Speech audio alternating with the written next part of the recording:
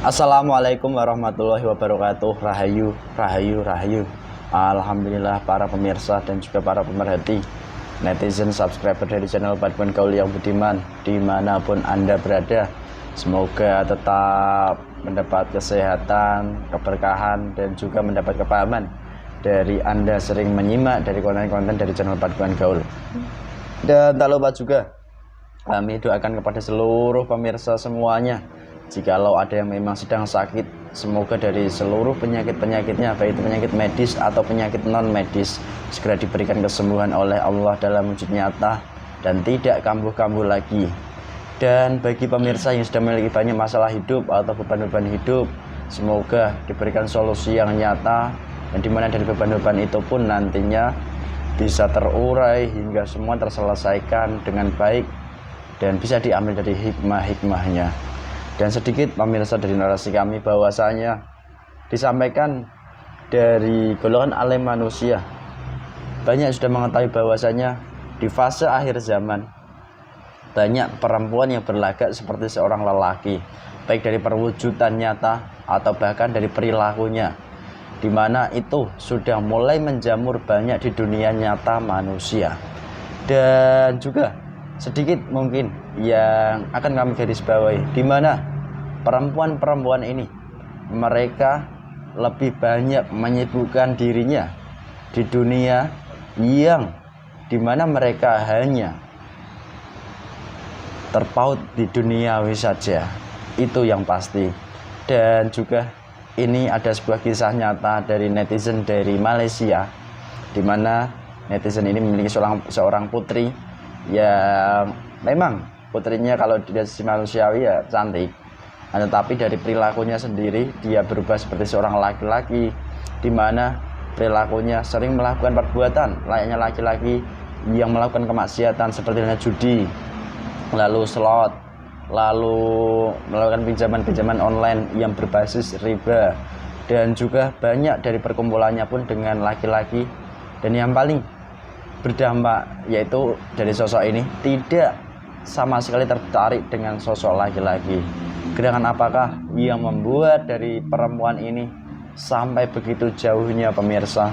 Dan juga semoga dari kisah ini dari para penonton perempuan bisa mengambil hikmahnya, kejadiannya, hingga bisa dijadikan sebuah pembelajaran, yang dimana dari pembelajaran itu pun bisa menambah sebuah keyakinan kita sebagai manusia dan menambah iman.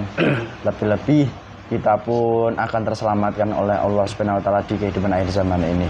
Dan alhamdulillah kesempatan ini saya masih ditemani mediator Mas Ahmad.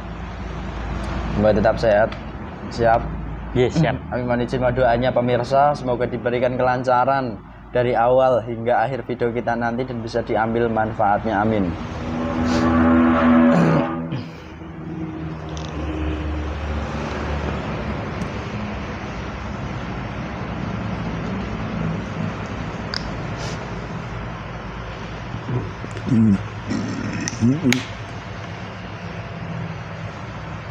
Bismillahirrahmanirrahim. Assalamualaikum. Tuhan dibantu diartikan dengan kita bersama. Dengan sekarang kita tenang.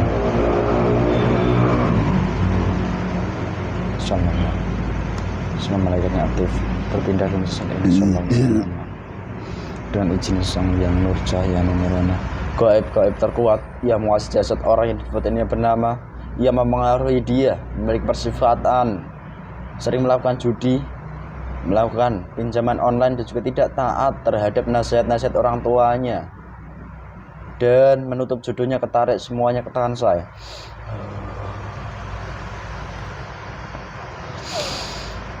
Dari sosok ini yang asli.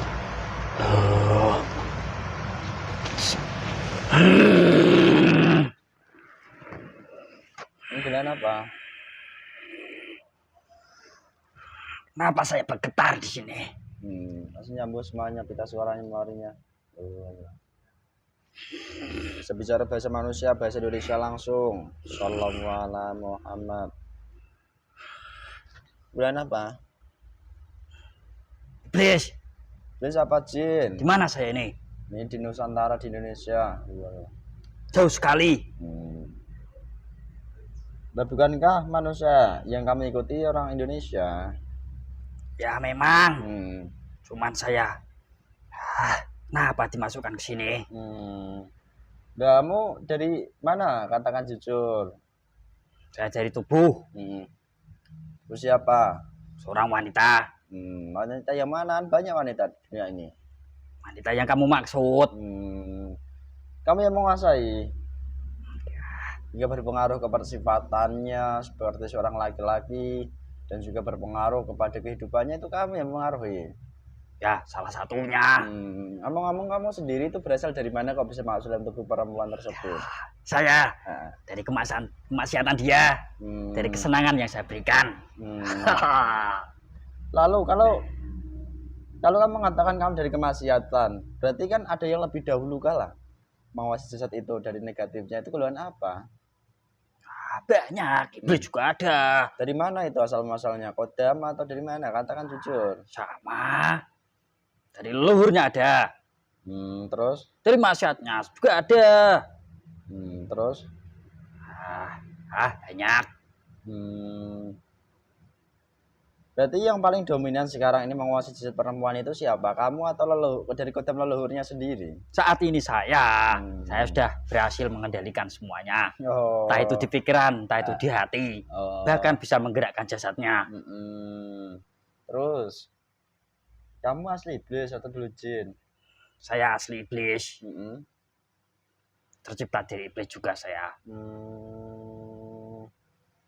Terus begini, saya bersedikit menyampaikan bahwasanya di dunia ini ada sebuah penyampaian yang diketahui dari golongan alim manusia, disampaikan begini, bahwa di akhir zaman nanti banyak perempuan-perempuan yang mereka secara jasad menyerupai dari seorang laki-laki ataupun secara persifatan seperti seorang laki-laki dan melakukan perbuatannya seperti laki-laki, dan itu sudah nyata jelas berada di bawah kendali kamu, di mana sosok perempuannya itu kamu kuasai, kan begitu. Lah, dari kamu sendiri apakah hanya bekerja pada satu perempuan atau banyak perempuan di dunia ini sebenarnya? Banyak. Saya kan juga punya pasukan, punya teman, punya pimpinan. Kami menyebar. Hanya perempuan itu saja korban saya. Terus berjaringan di Nusantara ini juga ada. Jadi begitu. Saya melihat anak-anak buah saya di sekitar sini juga ada. Terus dia menyapa saya. Hati-hati datang di sini. Kenapa hati-hati? Emang ada apa sini? Sini tuh banyak kerugian kalau golongan iblis datang ke sini. Bohong kamu. Tidak. Bohong. Saya sudah diwanti-wanti itu sama golongan iblis. Siapa yang mau wanti-wanti kamu? Man saya. Terus ngomong-ngomong, setahu saya perempuan kan harusnya memiliki sifat alamiah, yaitu lemah lembut dan mungkin agak sedikit cerewet dan juga persifatan lain yang alamiah. Tapi kalau banyak perempuan misalnya dia memiliki persifatan kuala, lalu persifatan yang mirip seorang laki-laki, itu berarti sudah didominasi atau dikuasai dari golongan kamu. Di dalam golongan wanita itu sudah banyak golongan yang tinggi-tinggi iblis. Entah itu dari maksiatnya, dari leluhurnya juga ada. Sudah berhasil menguasai itu, memutus urat-urat batasan-batasan wanita itu. Supaya nafsunya menggebu-gebu, tidak terkendalikan. Bahkan kalau wanita itu sampai lepas kendali itu lebih ganas daripada laki-laki. Astagfirullah. Semuanya dia kuasai nanti kalau saya berhasil memutus itu. Apanya? Urat. Ya. Urat manusia itu kan nyata, kamu itu gaib kok. Ya memang. Cara memutus ke apa? Gampang itu. Apa kamu gergaji ke atau kamu pakai pisau ke? Saya kan punya keilmuan. Ya betul. Terus nanti saya tunjukkan itu dalam-dalamnya. Saya rusak, saya kendalikan. Terus supaya nafsunya menggebu-gebu. Galak. Bukan layaknya wanita pada umumnya. Jadi begitu. Nanti dia bisa mengatur laki-laki juga. Dan itu kamu menyampaikan nanti dia bisa mengatur laki-laki. Berarti banyak kisah dari dunia manusia itu kan nyata.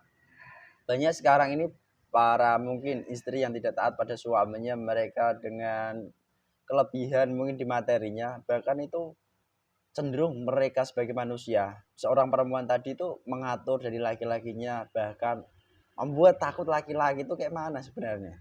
Ya, itu salah satunya itu Hmm. rangkaian saya itu.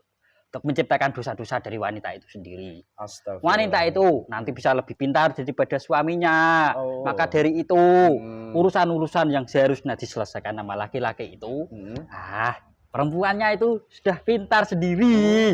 Karena golongan kami sudah bersemayam banyak. Oke. Kalau begini, yang ingin saya tanyakan, dikala kamu menguasai melalui masukmu melalui kemaksiatan, dan dulu diawali dari dominasi kodam leluhurnya, dia berbuat maksiat gitu. Kalau dari situ kamu masuk, akhirnya kamu berpengaruh kuat. Lalu gini, sebagai manusia perempuan, dia seharusnya kan ya memiliki sifat-sifat alamiah perempuan juga. Apa di saat golongan kamu sudah menguasai, kamu kan gaib, sudah menguasai perempuan itu, sifat-sifat alamiahnya udah hilang itu secara langsung? Ya, persifatan dari golongan iblis itu muncul dengan sendirinya. Terus? Ya, bisa lebih galak, mengatur-ngatur sendiri. Entah itu dari makanan-makanan yang dia konsumsi itu. Ya, makanan haram. Astagfirullahaladzim. Lalu gimana cara kamu sebagai makhluk gaib bisa mempengaruhi manusia ke nyata, itu caranya kayak apa? Perbedaan gaib ke nyatanya? Karena saya sudah masuk meresap dalam urat-urat darah. Terus sukma saya juga saya ambil, saya yang masuk. Berbicara pun saya juga yang mengendalikan. Jadi kamu udah menguasai bagian-bagian penting tubuhnya, seperti halnya saluran, urat, darah, dan juga bagian roh manusia. Dia nanti tidak takut sama siapapun, bahkan sama ibunya.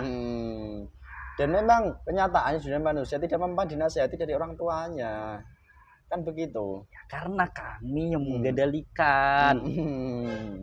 Ya.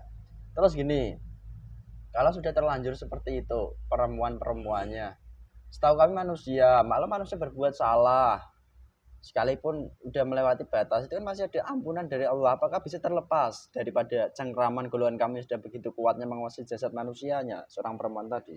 Ya terlepas bisa, cuman kan prosesnya panjang. Kalau kayak apa? Tergantung dia dosa-dosanya banyak tidak. Terus kalau banyak ya prosesnya panjang. Ya bersungguh-sungguh menemukan guru yang mengajari benar-benar. Nanti perlahan-lahan persifatan-persifatan yang entah itu galak, mengatur sendiri, nada tinggi, nanti itu golongan kami juga diusir, buang. Ya siapa yang membuang? Golongan cahaya. Nanti di dalam tubuhnya yang kami ambil itu nanti kembali sendiri. Apakah mudah begitu golongan malaikat bisa membantu manusia? Sudah saya sebutkan, prosesnya itu panjang. Panjangnya kayak apa? Tidak 1 hari 2 hari. Tidak 1 bulan 1 minggu, tidak. Tahun-tahun. Itu kalau sungguh-sungguh. Bertahun-tahun kalau dia tidak sungguh-sungguh ya percuma saja. Tapi begini, yang akan saya tanyakan, banyak manusia yang mengetahui tentang gejala-gejala non medis dunia manusia, seperti halnya psikologi manusia. Dari itu terkadang kan manusia mereka bisa membuat manusia yang mohon maaf pikirannya yang awal mulanya seperti gila itu bisa disembuhkan. Apakah dari kasus yang Anda kuasai seperti ini bisa disembuhkan oleh ilmu sosiologi tadi? Tidak bisa. Loh, bisa bukan begitu? Seperti itu. Loh. Kami goib kok malah diceramai dengan teori. Ya tidak bisa. Loh, kenapa nggak bisa? Kenyataannya ada yang bisa gitu. Bisa apanya itu? Tidak bisa itu. Jangan bohong loh kamu. Saya tidak berbohong. Bohong terpotong-potong. Tidak. Terus begini, kalau kamu sudah melekat kuat, berarti manusia sudah dominan dari golongan kamu. Dan begini, apakah dari kamu saat mempengaruhi perempuan itu, hal-hal buruk kan dikerjakan dia? Apakah juga kan kamu kerjakan di dalam jasad-jasad yang tersambung dengan dia, misalnya dari adik atau saudaranya atau dari keluarga lainnya, apakah juga terpengaruh? Nanti terus menerus, bahkan di sekelilingnya kami juga mempengaruhi. Entah itu pinjam. Nanti kalau dia menginginkan sesuatu itu dia pinjam Nah. pada orang-orang yang punya duit. Yang penting nafsu dia itu terlaksana. Nah, nanti pikir belakangan. Terus ini satu hal yang mungkin akan saya tanyakan. Apa? Dia sendiri terlihat daripada utang pinjaman online dan sering dibayarkan dari sosok ibunya. Bagus. Nah, begini yang saya tanyakan. Kalau manusia utang piutang itu kan berarti dia saking nggak punya uangnya atau nggak punya harta. Lah, hal apa sih yang memotivasi dia kok sampai dia bisa melakukan dengan mudahnya meminjam dengan online tadi? Karena nafsunya itu yang menggebu-gebu. Dia mempunyai keinginan, entah itu ingin membeli sesuatu. Apa itu judi itu? Judi kan itu nanti kalau dia dapat, dia berkali lipat daripada yang itu dia pasang. Jadi begitu. Iya. Terus gini, ada pemikiran manusia juga. Hasil judi saya sodakohkan, itu kayak mana? Itu sama saja. Kenapa sama sajanya? Dia ngasih kotoran. Loh. Yang dia dapatkan itu tidak jelas asal usulnya kok malah diberikan pada orang lain. Loh. Dimakan sendiri itu jelek, apalagi dikasih orang lain. Kalau dimakan ya golongan kami yang akan bersemayam, akan mempengaruhi, ya akan membisiki. Oke. Lalu sebenarnya kami manusia yang ingin saya tanyakan, kenapa manusia kalau sudah menjalankan perbuatan kemaksiatan itu sulit sekali untuk melepasnya? Karena enak. Maksiat itu enak. Lah kok bisa enak kayak mana? Lebih mudah. Nanti maksiat itu tidak akan terpuaskan. Terus akan cari yang lain, sensasi lain. Jadi maksiat itu menggiring manusia untuk merasa kurang dan kurang. Iya, karena enak itu tidak akan terpuaskan. Nafsu itu kan selama manusia itu hidup, ya kan bersemayam itu nafsu. Oh, ya memang seperti yang kamu ucapkan tadi ya ada benarnya. Kami manusia hidup. Manusia dibekali akal jelas, nafsu itu jelas, hati juga jelas kan gitu. Kalau dia tidak mensyukuri ya, selalu ya kan tidak akan ada habisnya itu menuruti hawa nafsu. Oh, terus gini, saya juga pernah mendengar daripada sebuah nasihat di dunia manusia, nafsu itu bisakah dikendalikan dengan suatu nasihat dari ucapan manusia tertentu, bisakah? Tidak. Terus cara mengendalikannya kayak apa nafsu itu? Dikekang. Kekangnya pakai apa? Rantai. Manusia dirantai. Kamu loh, jangan melonto gitu. Caranya ya bersyukur. Terus apa yang dia miliki itu disyukuri dulu. Tidak usah memikirkan yang lain. Oh, terus ya bersyukur. Syukur sama mengingat. Syukur apa yang dikasih Allah itu disyukuri dulu. Iya. Nggak usah ingin buahnya ini itu kan begitu ya. Nah ya apa yang Allah berikan itu yang terbaik gitu. Kalau dia memikirkan orang lain punya mobil 3 lah, rumah mewah itu tidak ada habisnya. Iya. Di luar negeri juga punya gedung apartemen tidak ada habisnya itu. Dia juga memikirkan di bawahnya orang yang tidak punya rumah lah, orang yang tidak punya anak lah, itu dia memikirkan di situ. Harusnya yang dipikiran manusia seharusnya yang benar itu memikirkan kalau dia berada di posisi manapun itu melihatnya ke bawah, bisa bersyukur. Tapi dikala dia memotivasi diri itu melihatnya ke atas. Ya, berarti nggak harus melihat ke atas terus. Kalau segitu ya tidak akan ada habisnya itu, bahkan sampai dia mati. Oke. Kamu itu kenapa tanya seperti itu? Kenapa salah saya? Saya seperti ustaz saja. Seperti ceramah nafsu apa itu? Loh, nah kan kamu ternyata bekerja pada nafsu manusia juga toh. Memang. Karena manusia kan taunya nafsu ya nafsuan gitu. Ternyata tidak tahunya banyak iblis itu menyusup lewatnya nafsu. Sedikit banyaknya itu dialog dengan gaib yang bercerita sendiri kan begitu. Lalu juga sedikit yang mungkin akan saya tanyakan. Dari kamu sudah mencengkram kuat, mempengaruhinya kuat, nyata.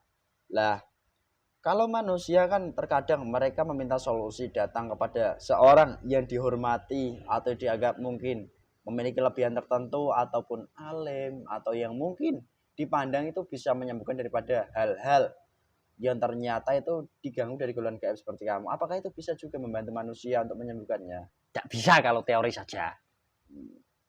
Kalau dia bisa praktek juga mungkin didoakan, diwejang lalu dibaca-bacakan ayat tertentu. Kenapa kamu tertawa? Ya golongan-golongan jin-jin kecil itu bisa menipu. Seolah-olah dibacakan ayat-ayat itu panas. Memang itu nyata. Jin dibacakan ayat-ayat suci tertentu itu enggak panas mereka. Jujur kamu loh. Ya tidak. Lu kok bisa begitu? Kenapa kok sampai tidak panas? Di satu sisi dia ingin menyembuhkan karena nafsu, terus karena mendapat imbelan nanti kalau dia mendoakan. Di satu sisi yang dia baca itu tidak ada sambungannya. Dia saja tidak punya kedudukan di sisi Allah. Jadi kamu nggak takut? Tidak takut. Jin kecil aja tidak takut, apalagi golongan iblis. Na'udzubillahi min dzalik. Dan itu banyak nggak manusia tahu hal seperti itu? Tidak. Yang dia baca itu keluarnya jin. Loh. Jangan bohong lo kamu. Bacaan baik. Meskipun kiai. Jangan begitu kamu. Nanti biar orang-orang memarahi kamu. Loh, kenapa kok saya? Karena saya suruh bercerita jujur di sini. Nanti tidak akan diterima sama kamu itu. Dia tidak terima. Ya saya jawab kok. Ya dia bicarakan kamu. Kan begitu. Iya kan? Terus begini, mungkin di dunia manusia adakah benda-benda tertentu yang mungkin bisa menyembuhkan daripada manusia jika terkena gangguan gaib? Seperti halnya misalnya daun bidara. Itu kan dikenal di dunia manusia bisa menyembuhkan dari gangguan gaib, pengaruh-pengaruh gaib buruk. Itu bisa enggak sebenarnya? Nah, ya, mitos-mitos seperti itu ya. Dulu-dulu memang ada benarnya. Terus? Cuman kan hanya pelampiasan. Kok bisa pelampiasan? Memang betul menyembuhkan, membersihkan. Cuman kan golongan-golongan jin kecil nanti memang sembuh sedikit. Tidak apa-apa, malah meyakini benda seperti itu. Benarnya itu musyrik. Dia tidak tahu di dalamnya ada apa itu. Oke. Sangat melegenda itu apa yang kamu sebutkan itu. Daun bidara. Nah itu. Oke. Terus begini juga yang akan saya tanya ke kamu. Lah, solusinya manusia itu harus ngapain? Apa manusia langsung berputus asa? Kan enggak. Allah kan setiap memberikan sebuah masalah apa jadi solusi? Solusinya jika manusia mau melepas belenggu-belenggu kamu, ya sudah menjadi nyata, itu harus kemana? Harus diapakan manusianya? Bersihkan. Setahu saya manusia kalau membersihkan manusia atau tubuh itu mandian itu bersih kan? Ya golongan kami kan tidak terlihat. Terus caranya kayak apa membersihkannya? Caranya ya meminta bantuan pada yang punya kedudukan. Cuman yang punya kedudukan itu tidak akan mengaku. Dan di dunia sekarang ini ada. Nah, ada. Dan begini, tapi sedikit. Ya. Lalu, apakah mereka sebagai manusia memang berkenan membantu manusia-manusia yang terkena masalah, terkena gangguan-gangguan? Ya tidak. Terus? Dia tidak promosi. Orang yang datang pada dia itu sebenarnya dapat hidayah. Cuma dia tidak mengetahui. Karena orang itu biasa saja. Jatinya ya itu yang membantu itu golongan malaikat. Kalau dia berbangga diri ya golongan kami akan masuk. Oke. Kamu udah sampai sini, kamu yang berpengaruh kuat. Ambil tuh pasukanmu sekarang. Tidak mau. Saya mau bersenang-senang dulu. Emang kamu bersenang-senang dalam jasad perempuan itu kayak apa? Apa kamu mengajak perempuan itu berbuat maksiat sampai ke mungkin ranah Antara laki-laki dan perempuan, atau ke perempuan dan perempuan, atau laki dengan laki-laki, atau kayak apa? Saya memberikan keinginan-keinginan yang dia inginkan. Entah itu beli HP lah, beli yang mewah-mewah. Oke, kamu udah sampai sini, ambil pasukanmu. Sakit sekali nih. Tembus, tambah 2 lapis. Kamu tarik saja pasukan saya tidak mau. Ambil, kamu harus mengambil semua sambungan kodam leluhur yang berpengaruh di dalam tubuh orang yang dipoto ini, hingga timbul kemaksiatan dari kepenyata dari semua kodam-kodam leluhurnya yang asli, seluruhnya terus dia yang mengundang kok, kenapa saya turun narik?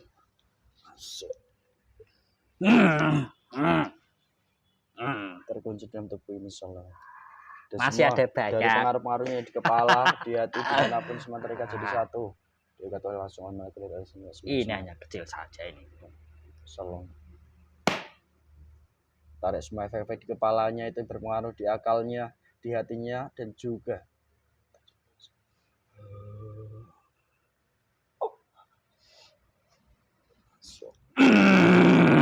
terancam efek-efek yang dalam tubuh ini semuanya racun-racun yang ketarik. Pintar sekali kamu menyelesaikannya. Lempar, tidak bisa apa-apa saya. Yang kamu ambil keluar semua otomatis. Allah.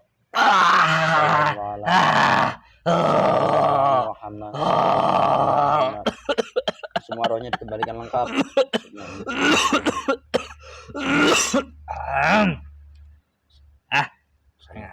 Jar.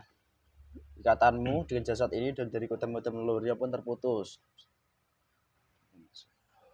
Putus kan. Salam.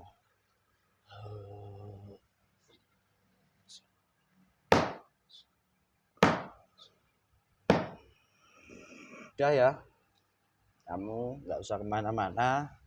Bismillahirrahmanirrahim. Assalamualaikum warahmatullahi wabarakatuh. Datang dua rantai. Dikatakan jangan kamu bercepat. Seluruh gaib dalam tubuh mediator ini sallallahu alaihi kotoran-kotorannya dan gaib pasir dalam tubuh mediator ini yang membuat lemas, yang membuat tidak enak badannya, keluar bangkit itu jadi satu. Sallallahu alaihi Muhammad. Dari kotamu dan juga Allah jamu Islam.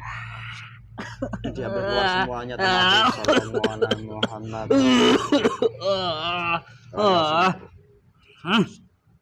Menjebak saya kamu.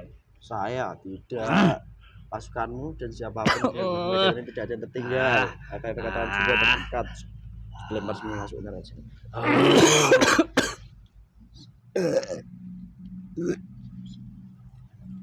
Kamu kita